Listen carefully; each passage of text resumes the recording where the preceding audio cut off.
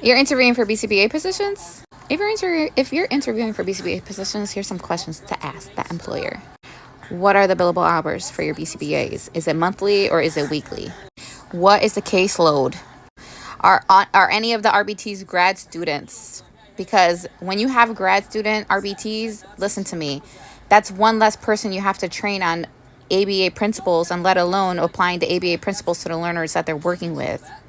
And also, with ABA grad school students, you could delegate tasks to them since they're working with the learner and they have to collect supervision fieldwork hours.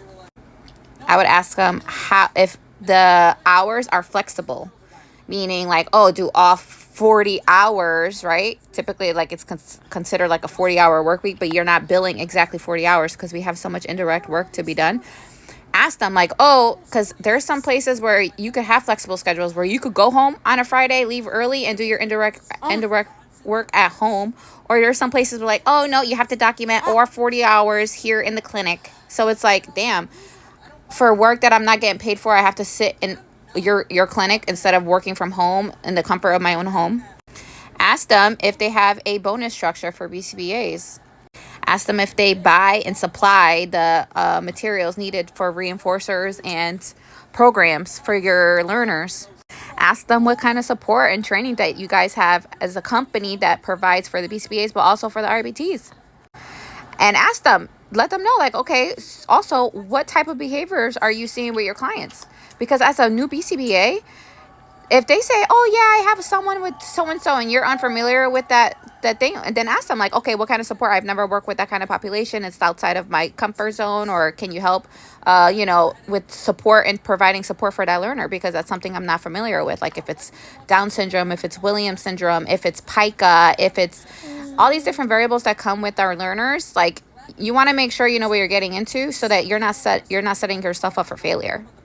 And also ask them too, because some companies provide in-home, clinic, and schools. This is how the kind of structure works, right? When you start an ABA company, if you do decide, you start with in-home services. And then after a while, you start making some money, and then you open up your own clinic. Sometimes people go straight to opening up a clinic instead of doing in-home. So some companies do only in-home, some companies do only clinic, and some companies work in the schools. But there are some companies that do in-home and clinic, and then and then eventually, if you get a school contract, then they do school contracts. So you could be in a home, in a school, or in the clinic. So ask them like, oh, do you have any services in the home, or is it all clinic based, or vice versa? And also consider too, you have indirect time, meaning you have to drive between clients. So ask them like, oh, what's the average distance between clients for your organization?